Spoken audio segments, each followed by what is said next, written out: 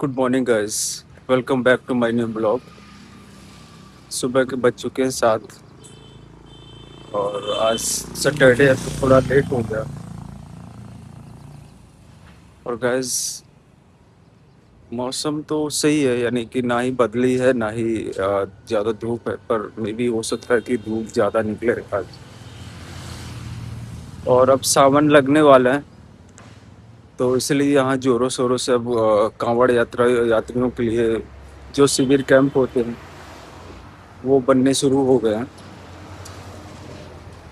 और ये सावन का महीना जो होता है ये बहुत ही अच्छा होता है, यानी कि हर कोई भक्ति में खोया रहता है। हर कोई भगवान भोलेनाथ को प्रसन्न करने में जल चढ़ाता है, जाता है पूरे पैदल, कोई यानी जिसकी सहूलियत है वो जाते हैं। और मैं आपको दिखाऊं तो देखो यहाँ पे कैंप बनने शुरू हो गए हैं। एक ये देखो, ये कैंप लगना बन रहे हैं, सिविल कैंप। इसमें उनके रुकने और खाने पीने की जो भी है वो सरकार व्यवस्था करती है। वो बनने शुरू हो गए।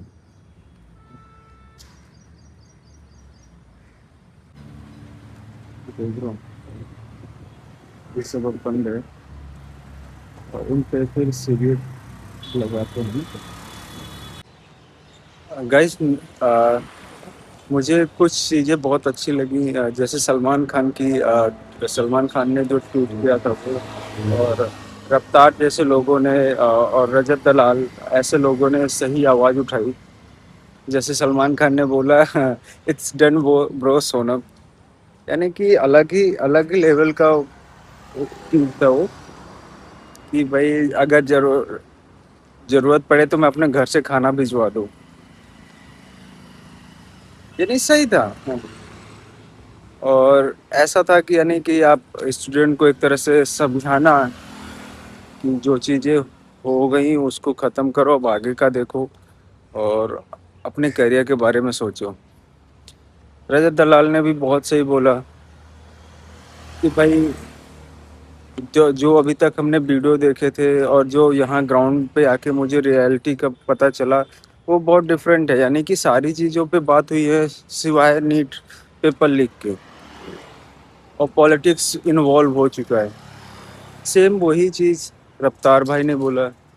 रफ्तार भाई ने बोला उन्हीं के सामने कोई आज़ादी आज़ादी चिल्ला रहा था कि हम लेके रहेंगे आज़ादी। तो रफ्तार भाई ने सीधा मुंह पे बोला कि भाई आज़ादी मिल चुकी है 1947 में। अब जिस चीज़ के लिए आए हो उस चीज़ के लिए बात करो। आज़ादी वाज़ादी मिल गई है, चलो यहाँ से निकलो। तो ऐसे लोगों की ज़रूरत है कि एटलीस्ट आप समाज को एक सही डायरेक्शन दे सकते हो। ठीक है। और बाकी आग लगाने के लिए तो हर कोई पूरा जमा दुनिया होती है।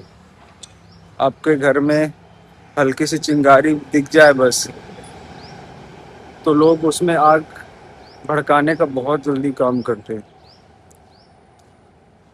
तो यही सारी चीज़ें हैं कि आप आंख बंद करके किसी पे भरोसा करके आप किसी के साथ नहीं चल सकते। आप ना ही चलना चाहिए। आप सोचो कि क्या गलत है क्या सही है, उसके बाद डिसाइड करो। अब अगर आप नीट के प्रोटेस्ट में गए भी हो तो ऐसे लोगों को आइडेंटिफाई करो जो देश विरोधी नारे, जो जिस चीज़ के लिए वहाँ इकट्ठा हुए वो चीज़ ना करके कुछ और कर रहे हैं। ऐसे लोगों को आइडेंटिफाई करो और उनको वहाँ से निकालो। या तो पुलिस को दो या तो उनको वहाँ से भगाओ कि भाई यहाँ ज़रूरत नहीं है ऐसे लोगों के लिए। और ऐसे लोगों को आइडेंटिफाई करो और उनको सबक सिखाओ। यहाँ पे पॉलिटिक्स नहीं, यहाँ पे अराजकता नहीं, यहाँ पे जिस चीज़ के लिए हम आए हैं उस चीज़ की बात करेंगे बस। या बाकी ये डपली गैंग, बाकी ये टुकड़े गैंग, बाकी ये कुणाल कामरा, देखो वही चीज़ है ना कि जब आपके घर में किसी एक सेंध होता है ना तो फिर वहाँ से कोई भी आ जा सकता है। तो बेहतर यही है कि आइडेंटिफाई करो ऐसे लोगों को और वहाँ से निकालो। एक अच्छे खासे प्रोटेस्ट को किसी और चीज़ में इन्वॉल्व मत होने दो। तो ये बहुत ज़्यादा ज़रूरी है इंश्योर करना कि आप जिस चीज़ के लिए वहाँ इकट्ठे हुए हो, केवल वही चीज़ होनी चाहिए, ना कि कोई दूसरी चीज़। अगर आपको ये लगता है कि आपने अ, पुलिस को मारा है, पत्थरबाजी करी है, आपने बहुत अच्छा करा, नहीं आपने अच्छा नहीं करा। मैं ये भी नहीं बोल रहा कि स्टूडेंट्स ने किया है, पर थे तो उनके साथ कोई ना कोई, उनकी आड़ में किसी ने तो ऐसी हरकत की है। तो ये चीज़ आपको ध्यान रखना है।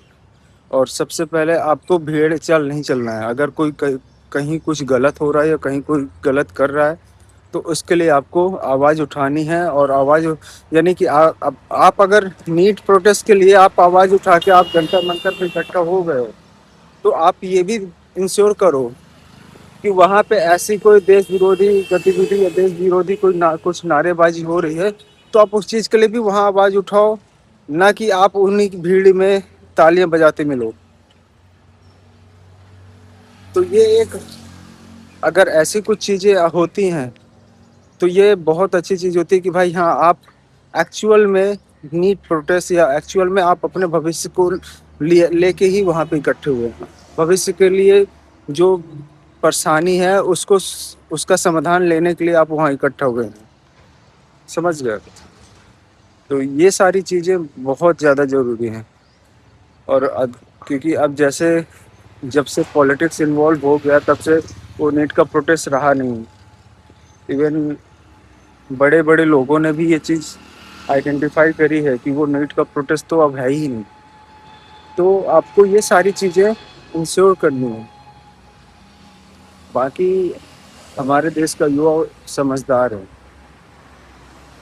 और उसको किस डायरेक्शन में जाना है, क्या करना है, बहुत अच्छी तरह से मालूम है। तो किसी को कुछ बताने की ज़रूरत नहीं है। बस हाँ, आप भेड़ चाल में मत पड़ो कि एक ने कुछ पत्थरबाजी करी तो सबने पत्थर उठा के शुरू कर दिया।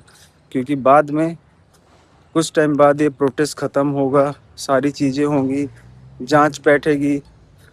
उस जांच में, इन्वेस्टिगेशन में अगर किसी का भी नाम आ गया स्टूडेंट्स का, तो करियर ख़राब हो जाएगा। तो फिर उस प्रोटेस्ट का कोई मतलब नहीं रहेगा ना, कि जिस प्रोटेस्ट में आप अपने करियर के लिए आप लड़ाई कर रहे थे, उसी प्रोटेस्ट ने आपका करियर भी बर्बाद कर दिया। तो कोई फिर आप क्या करोगे? जहाँ पे आप पत्थरबाजी करो, जहाँ पे आप ऐसी देश विरोधी गतिविधि कर रहे हो, वहाँ पे फिर आपका प्रोटेस्ट तो खराब ही हो गया। प्रोटेस्ट करने का कोई मतलब नहीं रहा। तो आप जिस भविष्य के लिए आप वहाँ पे प्रोटेस्ट कर रहे थे, उसी भविष्य वही भविष्य आपका खराब हो गया। तो ये सारी चीज़ें आप ध्यान रखो। आवाज़ उठाना अच्छी चीज़ है, गलत के खिलाफ आवाज़ बिल्कुल उठाओ। सरकार से आप अ, जवाबदेही मांगो। सरकार जवाबदेह है कि कैसे हो जा रहा है,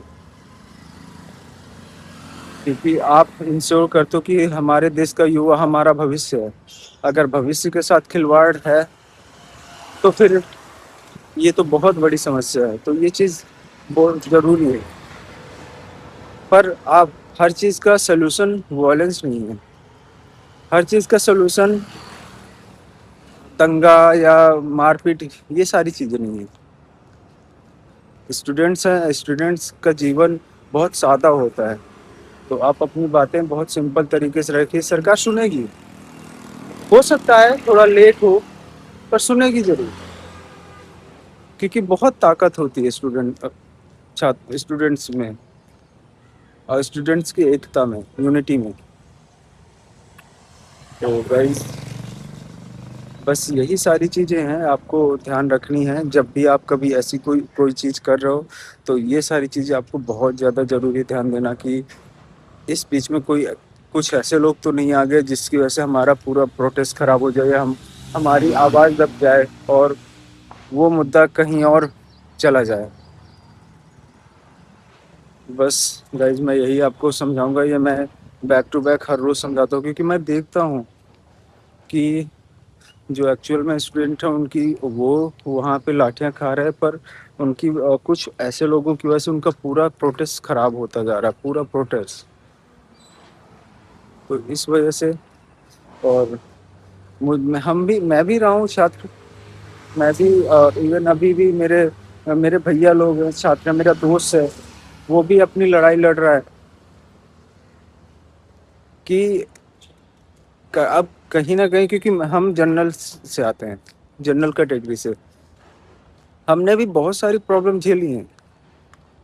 हम कई बार होता है रिजर्वेशन की वजह से हमें भी असफलता मिलती है, पर अब इसका मतलब ये नहीं है कि हम सड़क पे आ जाएं, हम अ, देश विरोधी गति नारे लगाना शुरू कर दें, हम पत्थरबाजी करना शुरू कर दें।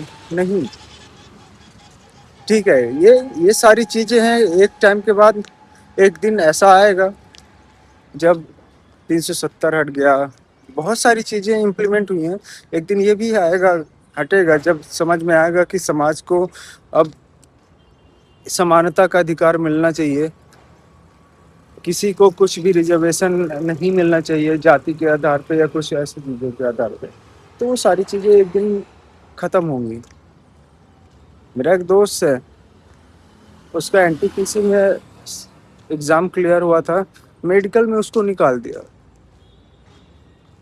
रीज़न कि 20 साल पहले बैकबोन पे ऑपरेशन हुआ था, 20 साल पहले, और उसके बाद से वो बराबर हर चीज़ प्रॉपर तरीके से काम करा, कभी उसको बैक में प्रॉब्लम नहीं आई।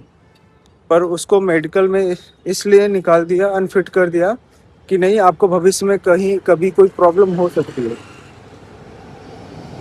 सोचो, उसको 20 साल से कोई परेशानी नहीं हुई, और अचानक से मेडिकल में ये बोल के निकाल दिया कि आपको भविष्य में कभी कोई परेशानी हो सकती है। और वो बंदा अपनी लाइफ के 7 से 8 साल केवल इसी चीज़ में निकाल दे कि उसको गवर्नमेंट जॉब चाहिए। चाहता तो अच्छी खासी प्राइवेट नौकरी कर सकता था, पर उसने केवल इसी वजह से अपने आप को कि नहीं, गवर्नमेंट जॉब ही चाहिए। अब गवर्नमेंट जॉब में बताओ, यानी कि ऐसे लोग बैठे हैं, आप उसको उसकी कैपेसिटी देखो ना, वो सारी चीज़ें वो कर पा रहा है, उसको किसी भी तरीके का कोई प्रॉब्लम नहीं है। बस कुछ ऐसे लोग वहाँ बैठ गए, जो एक होता ना कि जो एक पर्टिकुलर कम्युनिटी को फेवर करते हैं।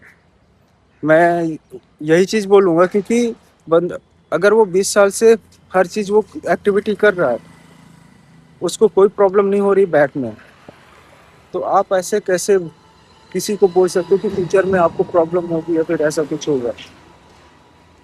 भाई, अभी आप इंटरव्यू ले रहे हो, अभी आप मेडिकल कर रहे हो, अभी इस कंडीशन में उसको कुछ भी प्रॉब्लम नहीं है। तो बहुत सारी प्रॉब्लम चीज़ें हैं जो जिनको हमें सामने लाना चाहिए, और वही है कि हर चीज़ का सलूशन वॉयलेंस नहीं है। तो गाइस, बस यही है आज के लिए, इतना ही। मिलते हैं अगले ब्लॉग में, तब तक के लिए बाय बाय, मस्त रहें, स्वस्थ रहें।